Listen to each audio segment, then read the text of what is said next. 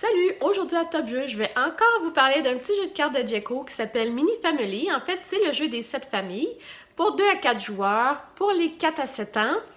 Est-ce que c'est aussi intéressant que les autres jeux de Djeco? Je vous en parle tout de suite, je vous montre comment on joue puis je vous en parle tout de suite. À tantôt!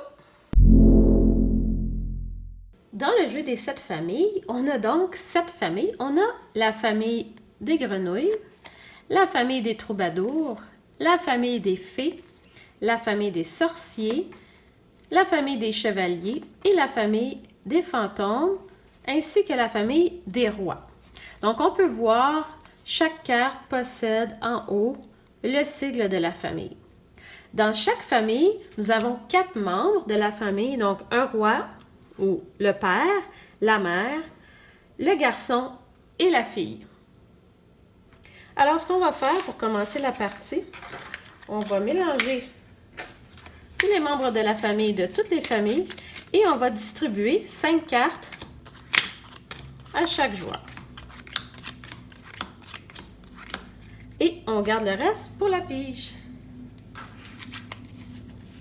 À mon tour, je dois essayer d'assembler la famille en entier. Donc ici, j'ai la mère et j'ai la petite fille fantôme. Donc, je vais demander à mon adversaire, as-tu le père de la famille des fantômes? Alors, mon adversaire doit regarder ses cartes.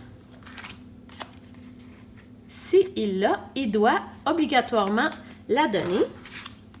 Maintenant, il me manque un membre de la famille des fantômes. Je continue. Donc, quand je réussis à avoir une carte, j'ai le droit de continuer. As-tu le garçon de la famille des fantômes? Il va regarder. Il l'a, il doit me la donner. Et j'ai complété la famille des fantômes. Je la sors de mon jeu et je la mets de côté. Encore une fois, j'ai le droit de continuer. As-tu le père de la famille des sorciers?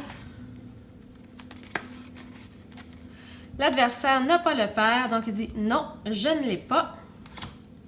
Je pige une carte et c'est à l'autre joueur d'essayer de faire la famille complète, incluant le père, la mère, le garçon et la petite fille. Quand on me dit non, à ce moment-là, je pige une carte.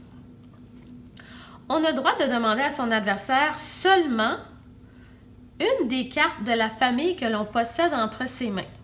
Donc, dans ce cas-ci, je ne pourrais pas demander, par exemple, un membre de la famille des troubadours ou des fées, puisque je n'ai aucune carte de ce genre-là dans mon jeu. Donc, j'ai dans l'obligation de demander des sorciers, des grenouilles ou des rois. La partie se finit lorsqu'il n'y a plus de cartes dans le paquet. Tout le monde s'est débarrassé de ses cartes, que toutes les familles sont ouvertes sur le jeu comme ceci. On compte à ce moment-là celui qui a plus de familles. Et c'est celui qui gagne. Alors, le jeu des 7 familles, c'est un jeu qu'on joue depuis très longtemps. Djeco, ils ont essayé de le reprendre avec du nouveau graphisme. Écoutez, moi, je suis pas super enchantée de ça. Oui, c'est beau, mais il y a eu plusieurs problématiques. En fait, d'abord, cette famille-là, ça s'appelle la famille des troubadours. Bien, à 4 ans, dire troubadour, c'est peut-être pas l'idéal. Et l'image qu'on voit dans le coin ici, c'est un chat avec la tête à l'envers.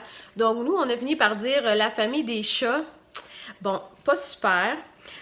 Ensuite de ça, c'est difficile de comprendre souvent la différence entre le petit garçon ou la petite fille, surtout dans la famille des fantômes, en fait.